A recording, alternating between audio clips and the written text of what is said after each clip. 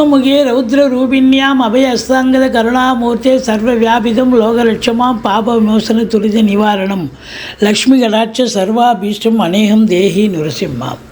மாதா நரசிம்ம, பிதா நரசிம்ம, பிராதா நரசிம்ம, சகா நரசிம்ம, வித்யா நரசிம்ம, திரவிணம் நரசிம்ம, சுவாமி நரசிம்ம, சகலம் நரசிம்ம, இதோ நரசிம்ம, பிரதோ நரசிம்ம, யதோ யதோ யாஹி ததோ நரசிம்ம, நரசிம்ம தேவாத்பரோ நகசீஸ் தஸ்மான் நரசிம்ம சரணம் பிரத்ய. உலகெங்கிலும் வாழ்ந்து கொண்டிருக்கும் நேயர்களுக்கு டாக்டர் சைதை ராஜாவின் அன்பான வணக்கங்கள். இந்த எபிசோடில் நாம் செவ்வாய் பயிற்சி பலன்கள் 45 நாட்கள், ஜூலை 11 முதல் ஆகஸ்ட் 26 வரைக்கும் ஒவ்வொரு ராசிக்கும் நல்லது செய்யுமா, தீய பலனை தரப்போகிறதா என்பதை பார்க்கலாம் வாங்க. இந்த பதிவில் நாம் செவ்வாய் பயிற்சி அடைகிறார் மேஷத்திலேருந்து ரிஷபத்துக்கு. செவ்வாய் ஒரு கட்டத்தில், அதாவது ஒரு ராசியில் 45 நாள் சஞ்சாரம் செஞ்சு பலனை தருவார். இது நாள் வரைக்கும் மேஷத்தில் இருந்தார். இப்போ ரிஷபத்துக்கு போய் 45 நாள் இருப்பார். அதாவது ஜூலை 11ஆம் தேதி செவ்வாய் பயிற்சி, ஆகஸ்ட் 26 வரைக்கும் உங்களுக்கு அங்கே தான் இருக்கார், ரிஷபத்தில் இருக்கார். செவ்வாய் பூமிகாரகன். நாங்கள் செவ்வாய் பயிற்சி 1.5 மாதத்துக்கு ஒரு தடவை தான் நிகழுது. இதுக்கு நமக்கு பலன் தருமா அப்படின்னு நீங்கள் கேட்கலாம். எந்த ஒரு கிரகமாக இருந்தாலும் கண்டிப்பாக அதனுடைய பலன் நிச்சயமாக உண்டு. ஆண்டு கிரகங்கள் தான் பலன் தரும் அப்படின்னு கிடையாது. செவ்வாய் பூமிகாரகன், மங்களன்னு பேர்.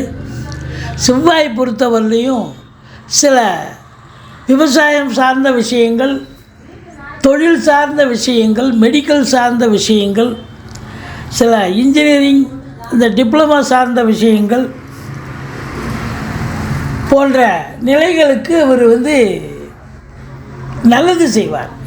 இடம் சார்ந்த விஷயம், இடம் வாங்கணும், பூமி வாங்கணும், கெமிக்கல் கம்பெனி வைக்கணும், மெடிக்கல் ஷாப் ஓப்பன் பண்ணணும், இல்லை அதாவது காக்கி யூனிஃபார்ம், அதாவது போலீஸு இராணுவம் இதில் சேரணும், அதில் இது போன்ற விஷயங்கள், விவசாயம் சார்ந்த பிரிவுகள் செவ்வாயின்னு எடுத்தாலே நிறைய விஷயங்களுக்கு அது பார்த்திங்கன்னா மங்களன்னு பேர். செவ்வாய் நல்ல இடத்துல அமர்ந்தார்னு சொன்னால், நல்ல ஆதிபத்தியம் பெற்றார்னு சொன்னால் நல்லதே செய்வார் அப்படின்னு சொல்லணும். செவ்வாய் கொடுக்க நினச்சா கண்டிப்பாக, இவ்வளோ நாளாக ரொம்ப ஆசைப்பட்டிருந்தேங்க, இப்போ வீடு கிடச்சிதுங்க, வீடு வாங்கினங்க அப்படின்னு சொல்லக்கூடிய ஒரு நிலையை ஏற்படுத்துவார்.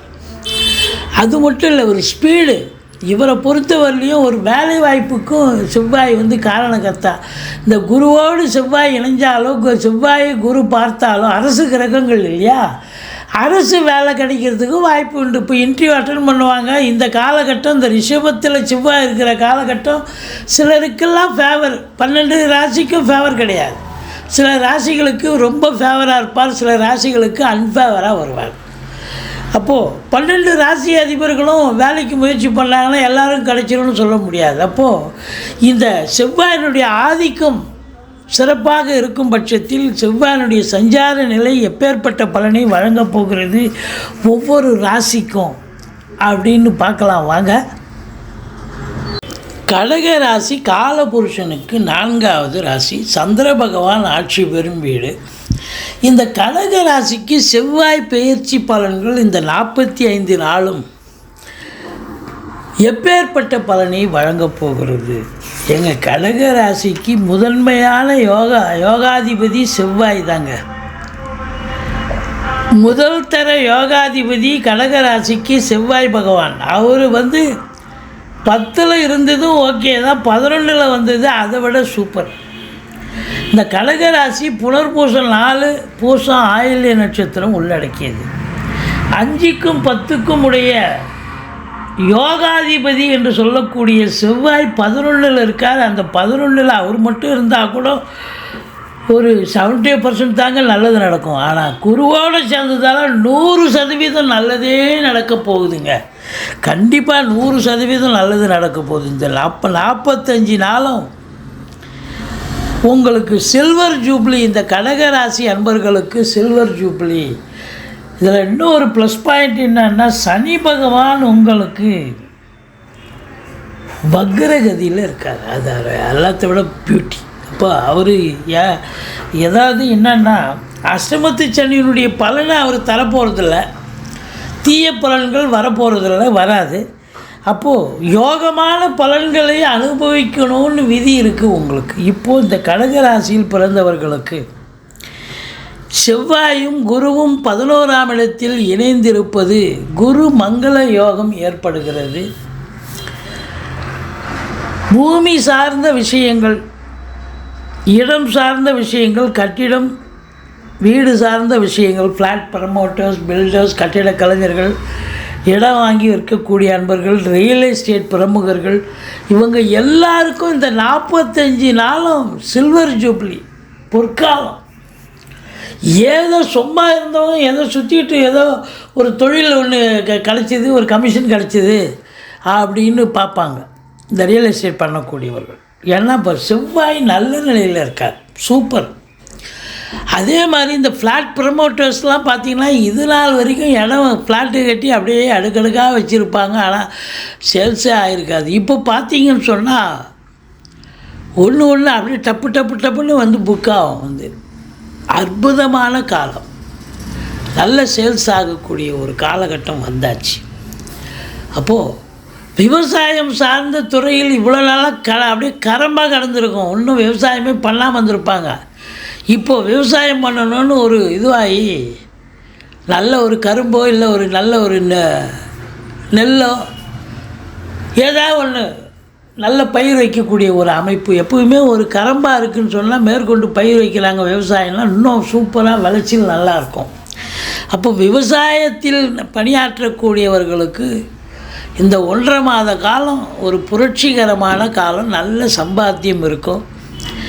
அதுலேயும் குறிப்பாக இந்த காவல்துறை, தீயணைப்புத்துறை, மருத்துவத்துறை, இராணுவத்துறை, IAS, IPS, IFS போன்ற பிரிவில் இருக்கும் அன்பர்கள், மெடிக்கல், மருந்து கம்பெனி, ரசாயனம், இப்படி எந்த துறையில் இருந்தாலும் செவ்வாயினுடைய ஆதிக்கம் நிறைந்த அன்பர்கள் பார்த்திங்கன்னு சொன்னால், இந்த காவல்துறை உங்களுக்கு, தீயணைப்புத்துறை, இது போன்ற யூனிஃபார்ம் போட்ட அன்பர்கள், வேலை வாய்ப்பு இல்லாதவர்களுக்கு வேலை வாய்ப்பு கிடைக்கும். இன்டர்வியூ அட்டன் பண்ணுறீங்க, இன்டர்வியூ சக்ஸஸ் ஆகி கவர்மெண்ட்டில் வேலை கிடைக்கும். ஏன்னா அரசு கோள் இல்லையா செவ்வாய். இப்போ அரசு கோள் செவ்வாயும் குருவும் ஒன்றா இணைஞ்சிருக்கு. அதுவும் உங்களுக்கு 11ஆம் இடத்துல இருக்குது கடகராசிக்கு. இந்த 45 நாள் அத்தி பூத்த மாதிரி உங்களுக்கு சில்வர் ஜூப்ளி. அப்படியே கொண்டாட்டம்னா கொண்டாட்டம். இப்போ நமக்குலாம் கிடைக்குமான்னு எதிர்பார்த்தேங்க. ஏதோ இன்டர்வியூ அட்டன் பண்ணி வேலை வாய்ப்பு கவர்மெண்ட்டில் வேலை கிடச்சிச்சு, ஆஃபீஸில் ஆகிட்டேன். பெரிய போஸ்ட்டு UPSC, TNPSC அப்படி பெரிய போஸ்ட்டில் எக்ஸாம் எழுதி செலெக்ஷன் ஆகக்கூடிய ஒரு சூழல். ஏற்கனவே உத்தியோகத்தில் இருக்கிறவங்களுக்கு ப்ரமோஷன், இன்க்ரிமெண்ட் இதெல்லாம் கண்டிப்பாக கிடைக்கும் அப்படின்னு சொல்லலாம். இந்த செவ்வாயினுடைய ஆதிக்கம் வந்து ரொம்ப சிறப்பாக இருக்குன்னா, பூமிக்காரகனுங்க, மங்களக்காரகன். குடும்பத்துலேயும் பார்த்தீங்கன்னா அங்கேருந்து உங்களுக்கு 5ஆம் இடத்தை பார்க்க போகிறார். பூர்வ புண்ணிய ஸ்தானத்தை பார்க்குறதால குலதெய்வத்தின் அனுகிரகத்தாலும், ரிஷிகள், முனிகள், குருமாருடைய ஆசீர்வாதத்தாலும் பூர்வீகத்தில் உங்களுக்கு நல்ல ஒரு வரவேற்பு இருக்கும். பூர்வீகத்தில் நல்ல தகவல் வரும். பிள்ளைகளுடைய வளர்ச்சி, கல்வி மேம்பாடு அடையக்கூடிய ஒரு நிலை. பூர்வீக சொத்தில் லாபம் கிடைக்கும். ஒரு சிலர் பூர்வீகத்தை பிரிச்சுக்கணும்னு சொன்னால் இந்த காலகட்டத்தை கூட பிரிச்சுக்கலாம். நல்ல பலன் கண்டிப்பாக உண்டு அப்படின்னு சொல்லலாம். இந்த செவ்வாய் பகவான் குருவும் இணைஞ்சி இருக்கார். செவ்வாய் 4ஆம் பார்வையாக 2ஆம் இடத்தை பார்க்குறார். 2ஆம் இடத்தை சனி பகவானும் பார்க்குறார். அப்போது செவ்வாய் வந்து உங்களுக்கு யோகாதிபதி அப்படின்னும் பொழுது 2ஆம் இடத்தை பார்க்குறதாலையும் சனி பார்க்குறதாலையும் இந்த கடகராசியில் பிறந்தவர்கள் கொஞ்சம் பேசுவதில் எச்சரிக்கை வேணும், நாசுக்கு வேணும். வேலை பார்க்குற இடம், தொழில் பண்ணுற இடம், உத்தியோகம் பார்க்குற இடம்லாம். மற்றபடி ஒன்றும் குறையில்லை. பண வரவு வரும், கொடுக்கல் வாங்கல் செய்ய வேண்டாம். பிள்ளைகளுடைய வளர்ச்சி மிக சிறப்பாக இருக்கும். குலதெய்வத்துடைய பிளெஸ்ஸிங் வந்து உங்களுக்கு சுயம்புவாக நீங்கள் வந்து பெரிய லெவலில் ரீச் ஆகக்கூடிய ஒரு சூழல் கண்டிப்பாக ஏற்படும். 10ஆம் இடத்தை சனி பார்க்குறார். ஹார்ட் ஒர்க் பண்ணணும், அப்படியே வியர்வை சிந்தி உழைக்க வேண்டிய காலம் இது. எவ்வளோக்கு எவ்வளோ இன்புட்டு போடுறீங்களோ அவ்வளோக்கு அவ்வளோ அவுட்புட்டு கண்டிப்பாக கிடைக்கும். இந்த செவ்வாயினுடைய ஆதிக்கம் நிறைந்த அன்பர்கள் இந்த கடகராசியில் பிறந்தவர்களுக்கு இந்த 45 நாளும் பொற்காலம் சாதிக்க போகிறீங்க, சரித்திரம் படைக்க போகிறீங்க. வேலை இல்லாதவங்களுக்கு வேலை வாய்ப்பு கிடைக்கும், வீடு வாசல் இல்லாதவர்களுக்கு வீடு வாசல் அமையும், தோட்டம் துறவு அமையும். மற்றபடி இந்த ஃப்ளாட்டு விற்காமல் இருக்கிறவங்களுக்கு நல்ல விலைக்கு விற்று நல்ல லாபத்தை பார்க்கக்கூடிய நிலை, விவசாயத்துறையில் இருக்கிறவங்களுக்கும் நல்ல ஒரு நிலை, அரசாங்கத்திலையும் சரி தனியார் துறையிலும் சரி இல்லை இரும்பு சார்ந்த தொழில் நிறுவனங்கள் இல்லை வேலை பார்க்குறவங்களுக்கு ரொம்ப சிறப்பான காலம். நல்ல சம்பாத்தியத்தை பார்க்க போகிறீங்க. அந்த கம்பெனியில் வேலை பார்க்குறவங்க எல்லாத்துக்கும் சிறப்பான ஒரு அம்சம் இருக்குது. நல்ல சம்பாத்தியம் கண்டிப்பாக கடகராசிக்கு இந்த 45 நாளும் யோகமான நாட்களே.